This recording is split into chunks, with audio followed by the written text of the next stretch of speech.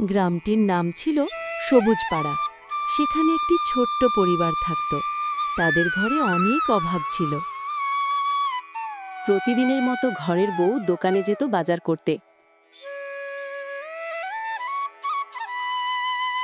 দোকানে গিয়ে দোকানদারকে বলল যে 1 কিলো পেঁয়াজ, 100 গ্রাম আদা, 100 গ্রাম রসুন আর 1 কিলো আলু আমাকে সবগুলোই দিয়ে দাও। তারপরে সে বাড়ি ফিরতে লাগলো।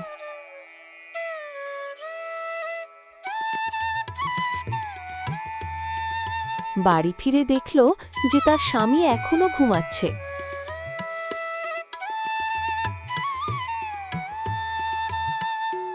ওগো, শুনছো? অনেক সকাল হয়ে গেছে, ঘুম থেকে ওঠো গো। এই তো উঠে গেছি গো, উঠে গেছি। এ বাবা, এত দেরি! তো আমি ঘুমিয়ে গিয়েছিলাম। আমি এতই ঘুম গাঁধা। যাই যাই লাঙল নিয়ে আমি খেতে যাই। তারপর চাষি ক্ষেত যাওয়ার জন্য রওনা দিল। এখন গ্রীষ্মকাল, যা রোদ বাবারে বাবা, এখন কাজ করাই তো মুশকিল।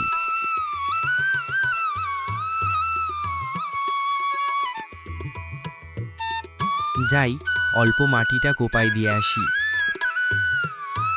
তারপরে চাষি মাটি কোপাই করতে লাগলো। অন্যদিকে চাষির বউ তার বোনকে খেতে নিয়ে আসছে।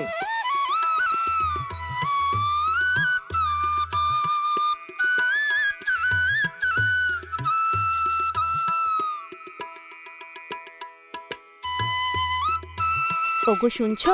দেখো এখানে কে এসেছে। আরে, কে এসেছে দেখছি। দাঁড়াও, যাচ্ছি যাচ্ছি। দেখো দেখো কে এসেছে। আরে, আমার শালি যে। ভালো আছো তো? আর ঘরের সবাই ভালো তো? হ্যাঁ, সবাই ভালোই আছে। তুমি বলো, চাষবাস ঠিক চলছে তো?